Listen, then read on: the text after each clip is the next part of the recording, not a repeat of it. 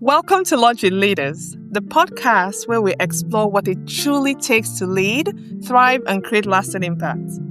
I'm Adaeze Iloeje-Udeogalanya, a TEDx speaker, a leadership strategist, and the founder of African Women in STEM. While many episodes feature conversations with innovators, trailblazers, and leaders from around the world, today's episode is a solo reflection, a space for us to slow down and explore a leadership, visibility, or career insight together. These episodes are designed to help you learn, unlearn, and walk away with grounded perspective and practical takeaways you can apply in real life. So if you're ready to lead with intention, if you're ready to amplify your voice, and if you're ready to grow with clarity over time, you are in the right place. Let's get into today's episode. High-performing, ambitious, capable women are pulling back from pursuing the next level, promotion, level, role, or so on in their careers. They've not stopped caring about their careers, but somewhere along the way, after enough cycles of trying and not getting there, they've stopped believing that things are ever going to work out for them. The issue here is that we have a system that keeps asking her over and over again to prove herself, and then keeps moving the goalposts every single time. This is not motivation failure. This is a rational response to a repeated evidence that the system is not working for you. Welcome to Lunch with Leaders, the podcast where we explore what it truly takes to lead, thrive, and create lasting impact. I'm Adaeze Iloeje-Udeogalanya, a TEDx speaker, a leadership strategist, and the founder of African Women in STEM. While many episodes feature conversations with innovators, trailblazers, and leaders from around the world, today's episode is a solo reflection, a space for us to slow down and explore a leadership, visibility, or career insight together. These episodes are designed to help you learn, unlearn, and walk away with grounded perspective and practical takeaways you can apply in real life.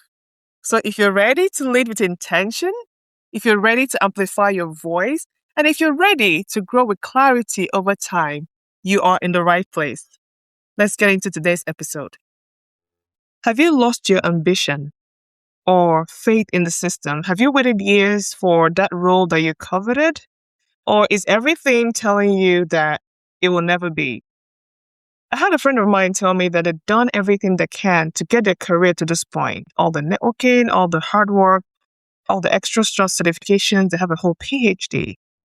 But they've gotten to a point in their career where they know that the only way they're ever going to get promoted to the next level is if they are handpicked. Is that where you are in your career right now? Because there's a new conversation that is happening right now in workplaces, in research. There's all the data out there about it. It's uncomfortable to talk about, but it's important because it is showing that women are pulling back. High-performing, ambitious, capable women are pulling back from pursuing the next level, promotion, level, role, or so on in their careers.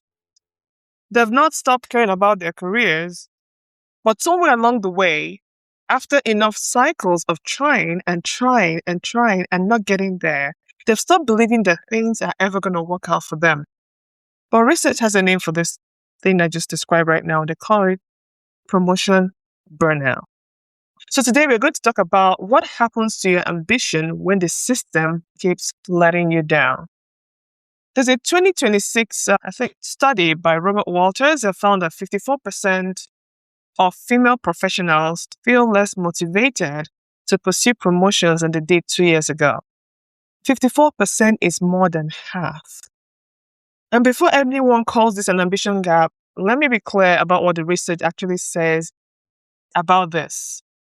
What it says, it says that it's not like women have stopped wanting to advance in their careers. It's not like women have stopped believing that working harder, putting in the extra effort will translate into advancement. And it's not a completely different problem from what we've been experiencing, but right now research is showing it to us. So we need to stop finding a way to blame women for the things that they're not getting. There's a book out now that is very controversial That is, again, telling women that they're the reason why they're not progressing in their careers. And there's a Gallup study that came out this year that actually makes this data even more specific. Like also gives you a percentage and data points and numbers to make you understand what's going on here. The Gallup study says that women employed full-time are actually more engaged than men. They are more motivated to do great work. They are more committed to their organizations. And if you're a woman in STEM, you know that none of this comes up in conversation, because the moment you get married, have kids, or have any kind of interest as a woman, the very first thing that comes out of the powers that be mouth is that you are not that dedicated, you're not that committed anymore.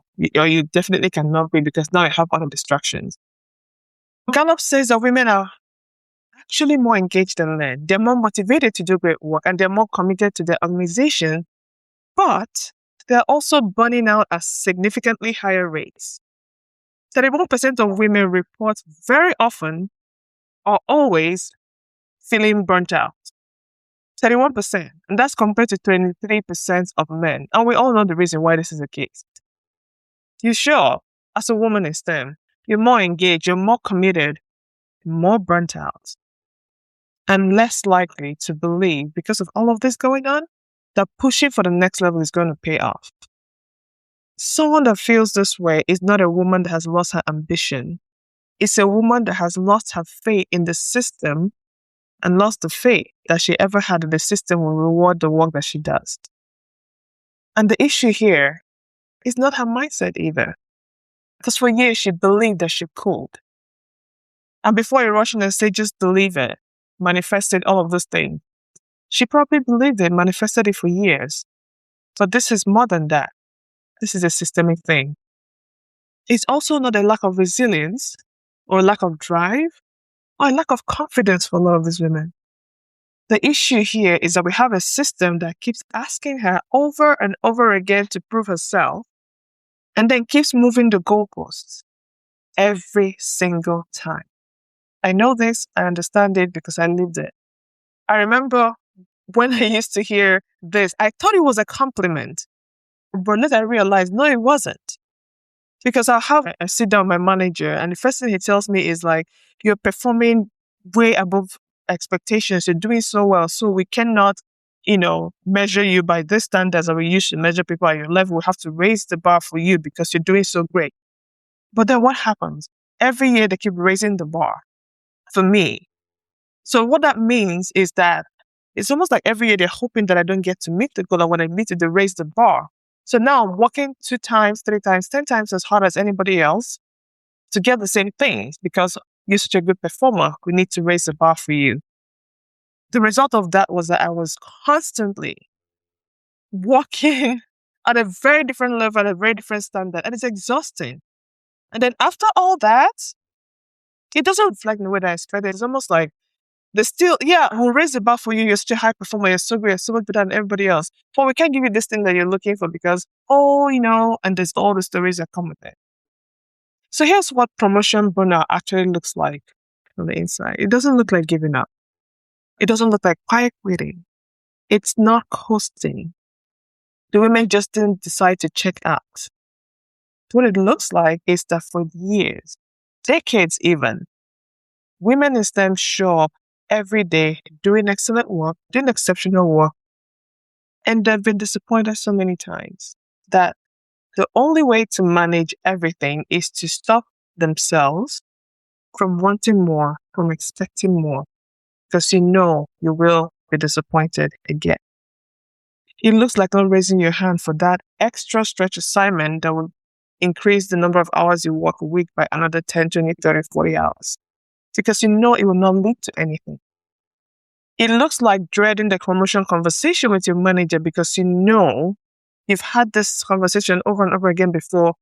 Nothing has changed and there's nothing that is going to change. And it looks like telling yourself that you're content, that everything is fine, that you're just happy to have a paycheck, and that it could be worse.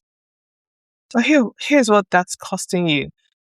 Beyond the ones that we can see, which is like beyond the promotion, beyond the title, beyond the salary, beyond the influence or impact they expect to have, it's costing you the version of yourself that believes the version of yourself that dreamed big, the version of yourself who was meant to change the world.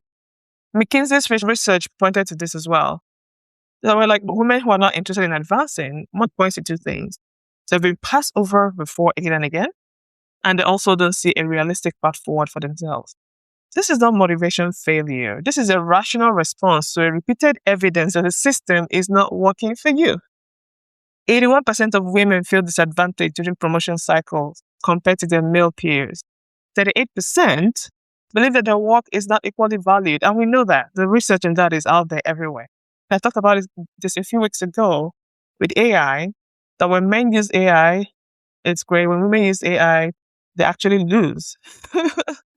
For the same thing, produce the same results, but they're judged differently. It's a disadvantage for them in some cases.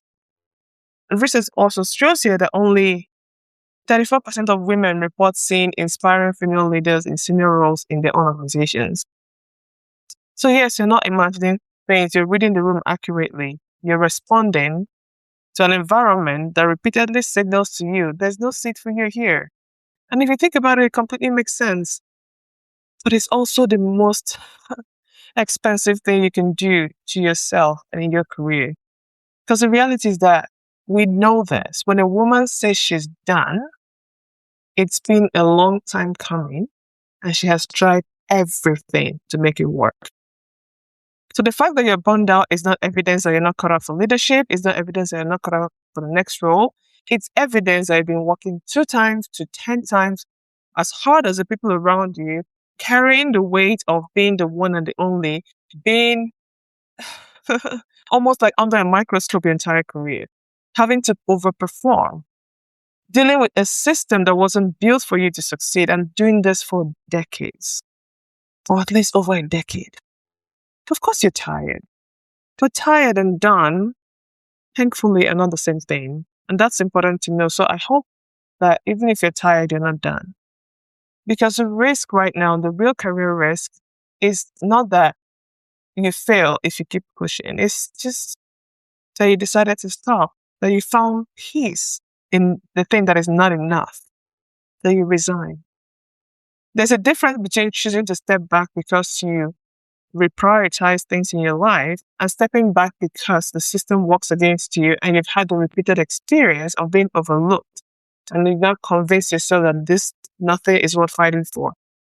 One is a decision and you intentionally made for yourself. The other is a result of a broken system that you have no control over, not the result of the system. Okay? So unfortunately, we're handed a strategy that has not worked for us. We're handed a strategy that says, work harder, deliver more, wait to be noticed, wait to be rewarded. It's going to speak for you. You're going to get everything you want that way. But we know better. But there's a different way to move through this. And this way does not require you to choose between burning out, giving up, or getting the thing that you want. But it's going to require you to be intentional, to be precise. And if you know me, you know by now I'm going to say this. It's going to require you to build the right relationships. It's going to require you to make your career advancement a strategy, to be very strategic about it. I hosted an event recently, and it was just incredible. But this is the reason why I like rooms like this. A lot of speakers, I know them. But again, some of your friends or connections, you don't necessarily see them in the same light every single time. So I had the privilege of just kind of watching them do their thing. And one of them, when she spoke, just reminded me that 2 years ago, I had said I was going to reach out to her. I needed to talk to her to get my life all the way together. You have to build the right relationships and you have to be strategic about how you're going to advance. And you have to find the people that will help you with that. I know what I have, but I also know what I don't have. And I know she's exceptional at what she does. And if we sit down in 15 minutes, what I'll achieve with her, I probably wouldn't by myself in probably a year or two. Because again, there's value to finding the right aligned people around you and just taking advantage of those opportunities. And if you still want to keep moving, if you don't want to be burnt out, if you don't want to have to give up on your career because of everything that's happening around you, you don't have to become superhuman. You don't have to become or practice toxic resilience. You just have to be strategic and you can do it. So you know what's coming because I always say you're one thing this week. Okay. So the most important thing with these conversations that we have is that you go on and you take action. So what I want you to do is to do something that might be a little uncomfortable. And I want you to just kind of do an assessment and find out what is the thing that you stop doing, believing, or going for because you're tired of being disappointed. Is it a raise, promotion cycle? What is it about your career? And do the thing, find out what it is. If it's more than one, that's fine. Don't judge yourself. Don't beat yourself up. The whole idea, if you also follow me and listen to me, I talk about self-awareness. Self-awareness is the beginning of everything that actually, it just gets better from there. Once you're self-aware, you can know exactly what to act on. Because the thing about promotion burnout that makes it so insidious, it doesn't announce itself. You won't really feel like you're giving up. You feel like you're being reasonable, like you're being realistic. Who wants to be disappointed again? It makes sense. But the only way out is to stop it, not allow it to make the decision for you to just give up on everything that makes sense for your life. Living your full potential and being happy doing it. And then when you do this self-assessment, you're able to bring everything to light. And when you bring everything to light, name it, then you know exactly what to do next. And when you've done this first part, ask yourself, did I stop because I really don't want this, because something has changed in my life, because I made a decision for myself, for my life, and my family? Or did I stop because I got tired of a system that kept saying no? And I started believing that the no was about me. And, let's just stop all of this so that we don't get disappointed again. Because if it's the second one, that's burnout talking right there. That's promotion burnout talking right there. And I don't want promotion burnout to decide your ceiling. I don't want that for you, and I know you don't want that for yourself. So you haven't lost your ambition. You may have lost your faith, but the good news is that faith can be rebuilt. So I want to say one more thing today before we close. Some of this research, sometimes in the description, they start to figure out a way to frame this promotion burnout as a woman's problem. Again, we know it's a system that is out there that is broken, and women have had to deal with it. So you're not any of the things that they say that you are, but what's happening to you is real. And it's not something that you can push through with willpower. You can outwork it. But you have to figure out exactly what's going on and why it's going on, and then figure out a way to solve it. And I'm saying this because I have created what I call a leadership ed diagnostic, and it is built precisely for situations like this. So figure out what's going on and to help you know how to move forward. So it's a free 5-minute diagnostic, and it shows you specifically where your authority is strong, where your influence lands, what are the gaps, what you need to fill in, and where you need to focus your attention on. And this clarity is what is going to help you avoid promotion burnout, avoid any kind of burnout, and help you be very strategic with your career. So the link is in the show notes, but I'm going to say it out so that you can remember that. It's link.africanwomeninstem.com/leadership. And if you're like, you know what? Yeah, I'm going to take the assessment, but I want more. Okay, I want to go further. I really want to dive deep into this to figure out how I'm going to be strategic about moving forward in my career so that I don't get burnt out, so that I can actually enjoy what I do. Because there's a reason why you're in this career, because something that you love, you want to change the world, and you want to stay in that. So if this is you, go ahead and book an authority strategic call with me. It's a private conversation, just the two of us, and we're going to look at where you are, what's holding you back, and the precise next move that you need to make to get you to the next level. They've been working so hard towards for all these years, all the degrees that you got, okay? So I don't want you to push harder. I want you to move smarter and to get where you want to go and to be in control of your career. If you hear me, I talk about autonomy, having autonomy over your career. If you're ready, the link to book this strategy call is in the show notes as well. So until next time, you've not lost your ambition. If you've lost your faith, you can rebuild it. And let's go ahead and rebuild that. Bye. If you have learned something today or feel inspired by this episode, I would love and appreciate it if you leave a review on the Launch Your Leaders podcast. This will help others just like you know that this show is for them too. Find and connect with me and reach out to me in the DMs. I love chatting with you. I am Adaeze Iloeje-Udeogalanya on LinkedIn. Until next time, lead boldly, create impact, and expand your influence.